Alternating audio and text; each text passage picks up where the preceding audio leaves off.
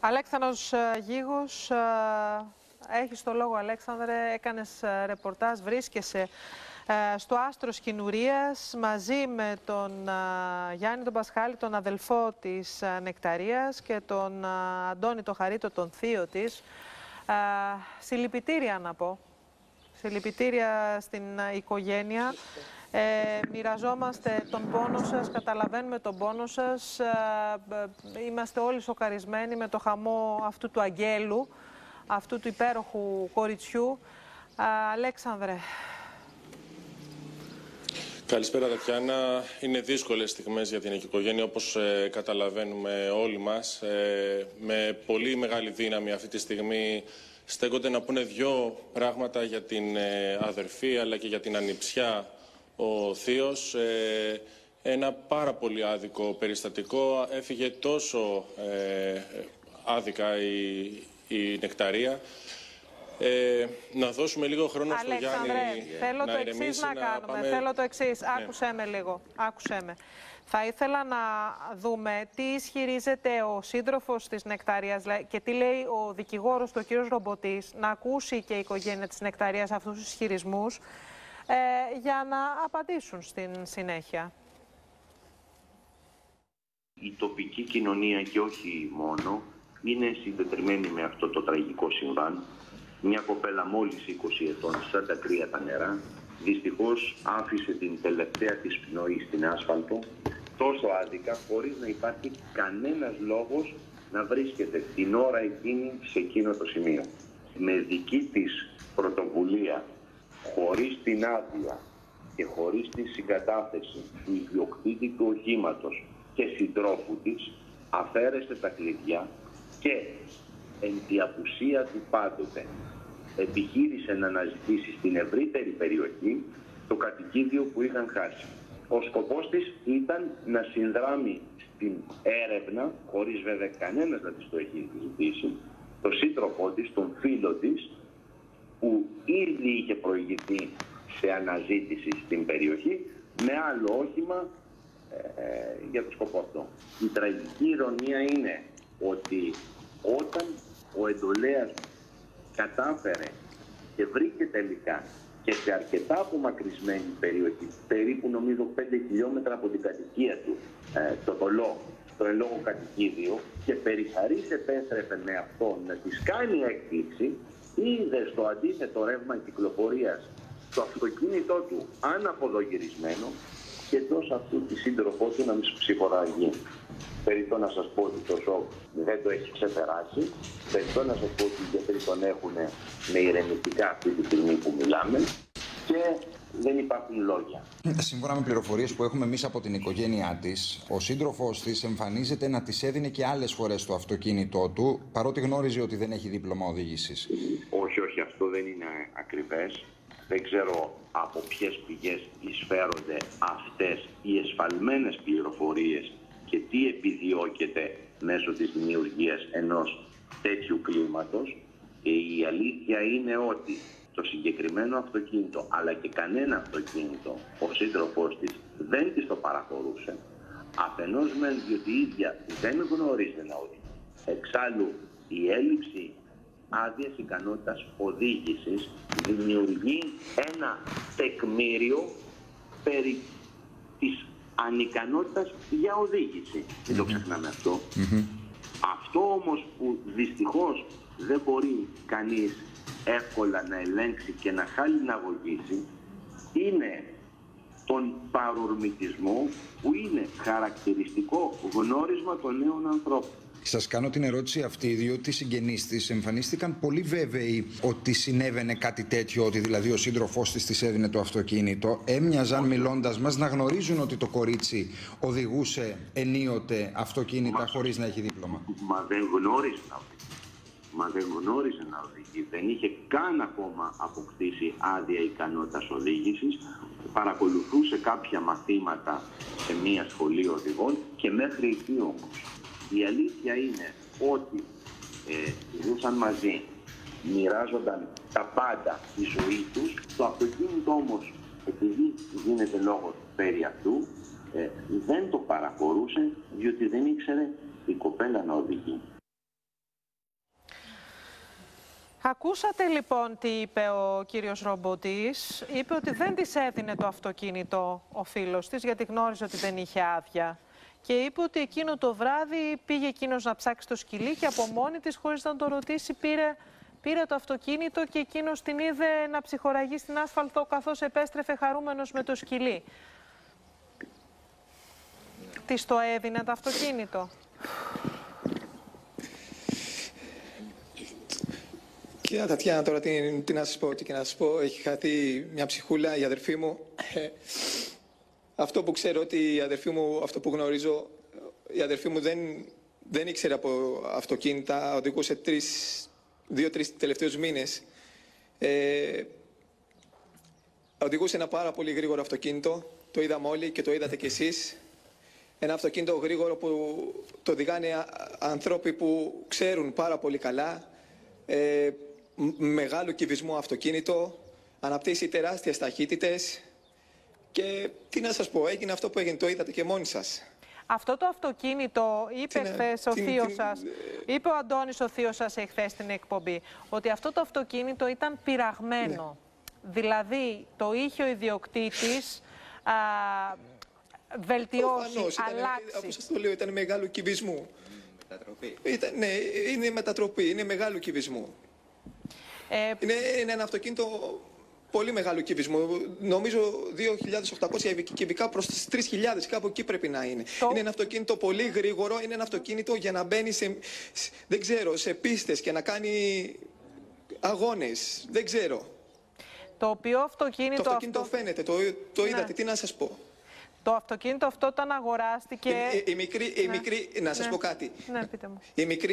Η μικρή μπήκε σε ένα αυτοκίνητο, της δώσανε μία βόμβα πραγματική, την ανάψαν και έσκασε στα χέρια της. Η μικρούλα τη χάσαμε. Αυτό είναι η σημασία, κυρία Τατιάνα. Η μικρή πάει, δεν θα ξαναγυρίσει. Ένα κοριτσάκι 19 προς τα 20 χρονών μπήκε σε ένα, της δώσαν μία βόμβα στα χέρια της και η βόμβα εξεράγει στα χέρια της. Αυτά τα αυτοκίνητα δεν δίνονται σε τέτοια κοριτσάκια ούτε σε κανέναν. Δίνονται μόνο σε ανθρώπους που γνωρίζουν. Τι να σας πω, τι άλλο θέλετε να σας πω. Το αυτοκίνητο μπορείτε να πάτε να το δείτε. Είναι εκεί, φαίνεται. Και κάποιος που δεν γνωρίζει, φαίνεται ότι το αυτοκίνητο είναι πολύ γρήγορο.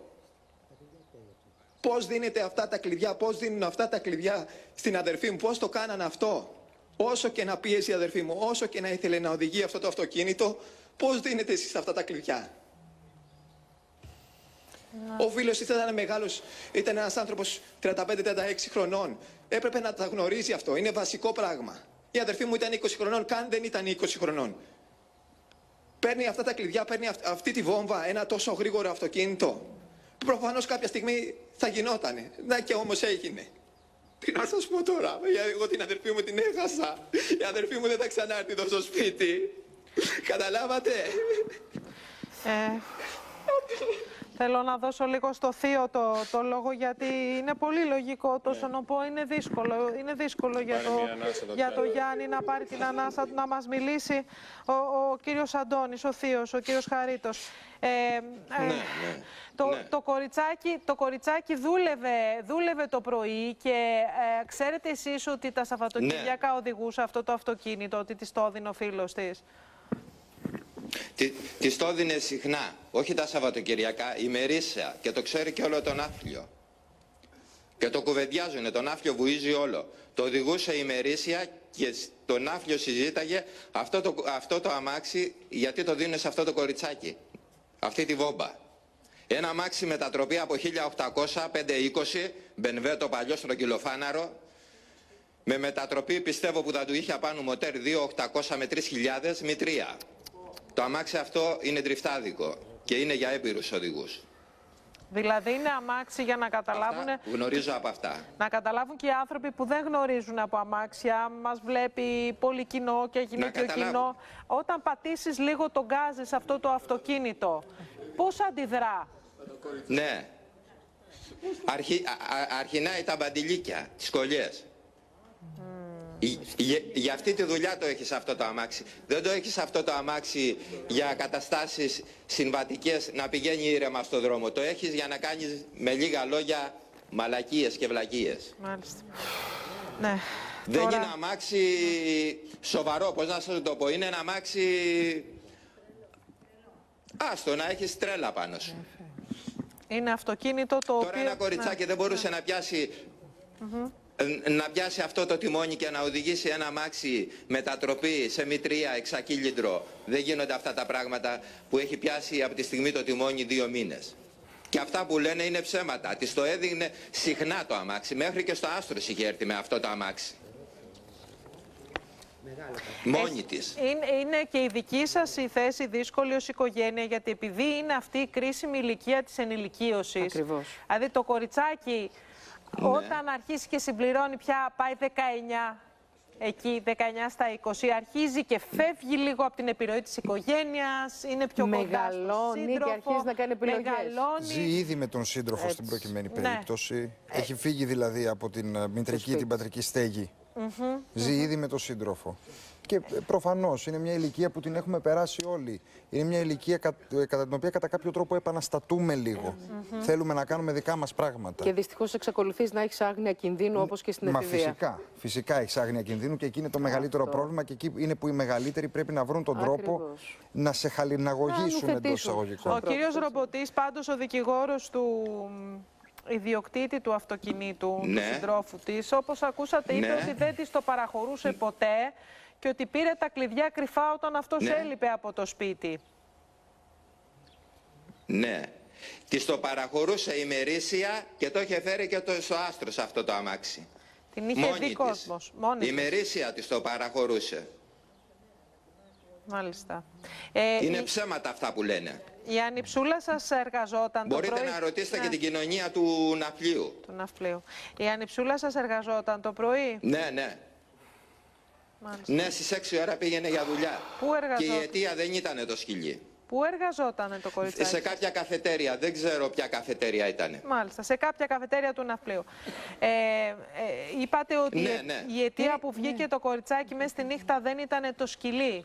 Δεν πιστεύετε ότι βγήκε να ψάξει το σκυλί? Όχι, το είπε και η μητέρα του. Τι είπε? Το είπε και η μητέρα του. Δηλαδή?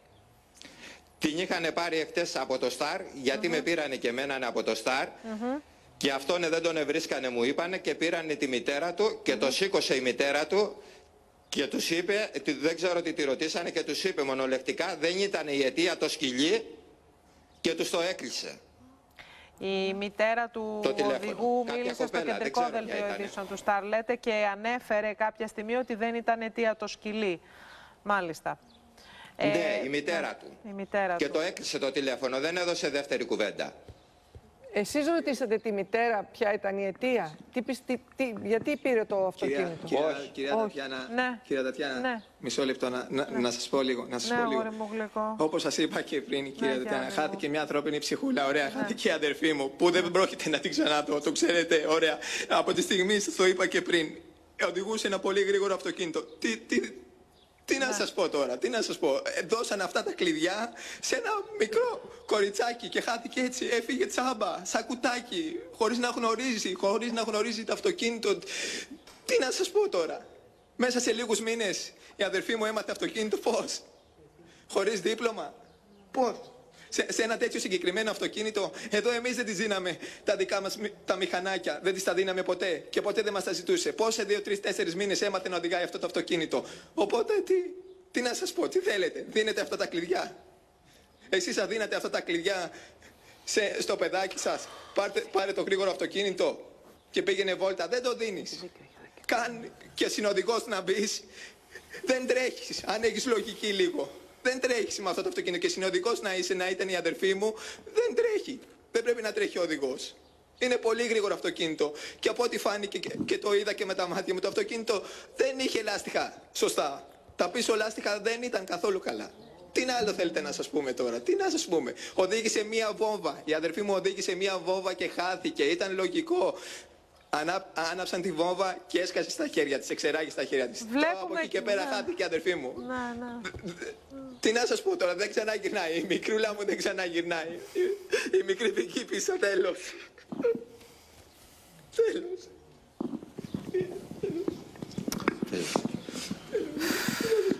Βλέπουμε και τις εικόνες του αυτοκινήτου, από το οποίο δεν έχει μείνει πραγματικά τίποτα, δηλαδή. Κάποιος να μου πει, άμα είναι... Ένα μπακέτο τσιγάρα έχει γίνει το αυτοκίνητο. Αλήθεια είναι αυτό. Δεν έχει μείνει, δεν έχει απομείνει τίποτα. Και μόνοι σας πώς έφυγε και πού έφυγε. Φαίνεται η απειρία ενός οδηγού. Πώς έφυγε στο σημείο που έφυγε το αυτοκίνητο. Φαίνεται και μόνοι σας το βλέπετε. Έφυγε σε μια ευθεία, σε έναν δρόμο πολύ κακό που δεν αναπτύσσει ταχύτητες άνω των 60 χιλιόμετρων εκεί.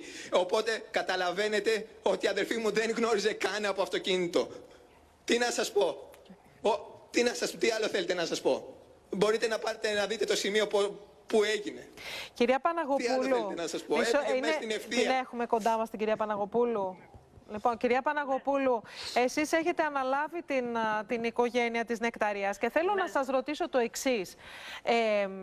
Σε περίπτωση που κάποιος παραχωρήσει το αυτοκίνητό του σε κάποιον ο οποίος δεν έχει δίπλωμα, ναι. Δεν ξέρω τι ορίζει ο νόμος. Δεν γνωρίζω τι μπορεί να γίνει σε αυτή την περίπτωση. Κοιτάξτε, έχει ευθύνη σαφέστατα. Ένας ο οποίος παραχωρεί εν γνώση του σε ένα άτομο το οποίο δεν έχει δίπλωμα, δεν έχει τα νομιμοποιητικά έγγραφα και του παραχωρεί τη χρήση του οχήματος, έχει ποινική ευθύνη και τιμωρείται από τον νόμο. Από εκεί και έπειτα όμως, εγώ αυτό που θέλω να πω είναι ότι οι στιγμές είναι πολύ δύσκολες για αυτή την οικογένεια. Η Νεκταρία είχε 2 αγόρια, 2 αδέρφια μεγαλύτερα και ήταν το μικρότερο κοριτσάκι της οικογένειας αυτής. Και μάλιστα, όπως μου λένε χαρακτηριστικά τα αδέρφια της, εμείς είχαμε μηχανάκια, μοτοποδήλατα, μικρού κυβισμού και δεν την αφήναμε ποτέ. Δεν της επιτρέπαμε ποτέ να τα χρησιμοποιήσει. Γιατί ξέρετε, όλα τα κοριτσάκια, εκεί γύρω στα 19-20, θέλουν να καβαλήσουν το μοτοποδήλατο του αδερφού τους, του μεγαλύτερου, και να κάνουν αυτή τη βόλτα. Τα αδέρφια της ποτέ δεν τις είχαν επιτρέψει. Η οικογένεια είναι κάθετη σε αυτό. Μου προκαλεί λοιπόν πολύ μεγάλη εντύπωση να ακούω ότι αυτό το κοριτσάκι που ήταν μόλις 19 στα 20 οδηγούσε και πήρε με δική της πρωτοβουλία, όπως άκουσα, αφαίρεσε τα κλειδιά του οχήματος και οδήγησε ένα όχημα σκοτόστρα, να το πω. Ένα όχημα σκοτόστρα. Ένα όχημα το οποίο ήταν για πολύ μικρότερο κινητήρα και είχε μετατραπεί ο κινητήρας του και είχε μετατραπεί η μηχανή του σε πολύ περισσότερα κυβικά. Αυτό το όχημα λοιπόν μπορούσε να αναπτύξει υπέρογγη ταχύτητα, ηλικιώδη. Έχουμε λοιπόν μια σκοτόστρα στα χέρια ενός κοριτσιού που ήταν μετέφηβη, ενός άπειρου κοριτσιού, το οποίο το είχε ξαναπάρει αυτό το αυτοκίνητο αυτούς τους λίγους μήνες, τους τελευταίους. Εμείς θα αναζητήσουμε μέσω της δικαιοσύνης και τα αίτια, αλλά και τις συνθήκες που οδήγησαν στο θάνατο αυτό το κορίτσι, και όποιοι ευθύνονται θα ζητήσουμε πραγματικά την παραδειγματική τους τιμωρία, γιατί θα πρέπει να μπει ένα φρένο σε όλα αυτά τα ζητήματα. Έχουμε ένα κορίτσι το οποίο δυστυχώς έχασε με πολύ άσχημο τρόπο τη ζωή του και από την άλλη έχουμε μια οικογένεια πίσω, μια μάνα, ένα πατέρα και 2 αδερφούς, οι οποίοι κλαίνε και οδύρονται και πραγματικά θα πρέπει να είμαστε πολύ προσεκτικοί τούτες τις ώρες σε αυτά που λέμε. Καταλαβαίνω το υπερασπιστικό καθήκον του συναδέλφου μου, αισθάνομαι το γεγονός ότι έχει να υπερασπιστεί τον εντολέα του. Από την άλλη όμως υπάρχει και μια οικογένεια που πονάει και υπάρχει και μια οικογένεια η οποία είναι κάθετη και καταγγέλει ότι το παιδί αυτό δεν είχε δίπλωμα. Αυτό είναι ένα πραγματικό γεγονός αφενός, και αφετέρου είναι ένα παιδί το οποίο βρέθηκε να χάνει τη ζωή του με ένα όχημα το οποίο ήταν με μετατραμμένο κινητήρα, είχε υποστεί παρεμβάσεις αυτό το όχημα, ήταν ένα πάρα πολύ γρήγορο όχημα και από την άλλη υπάρχουν μαρτυρίες οι οποίες θα είναι στη διάθεση των αρχών τις επόμενες μέρες, γιατί την έρευνα τη διεξάγει η τροχέα εκεί της περιοχής.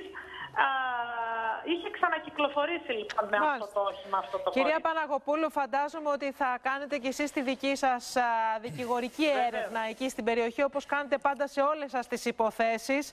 Θα ερευνήσετε κι εσείς διεξοδικώς και θα μαζέψετε και μαρτυρίες και στοιχεία για αυτή την υπόθεση. Εγώ θέλω να συλληπιθώ την οικογένεια και θέλω να σας πω ότι θα μείνουμε κοντά σας, θα παρακολουθήσουμε και την έρευνα της τροχέας και την έρευνα της κυρίας κυρίας Παναγοπούλου που θα κάνει και εκεί, θα πράξει τα αντίστοιχα και θα είμαστε εκεί για σας. Θέλω να σας ευχαριστήσω και πάνω απ' όλα να σας πω να είσαστε δυνατοί σε αυτές τις πολύ πολύ δύσκολες στιγμές για την οικογένειά σας. Ευχαριστώ θερμά. Ευχαριστώ θερμά. Λοιπόν, πάμε να συνδεθούμε, να σας δώσω τα τηλέφωνα του διαγωνισμού γιατί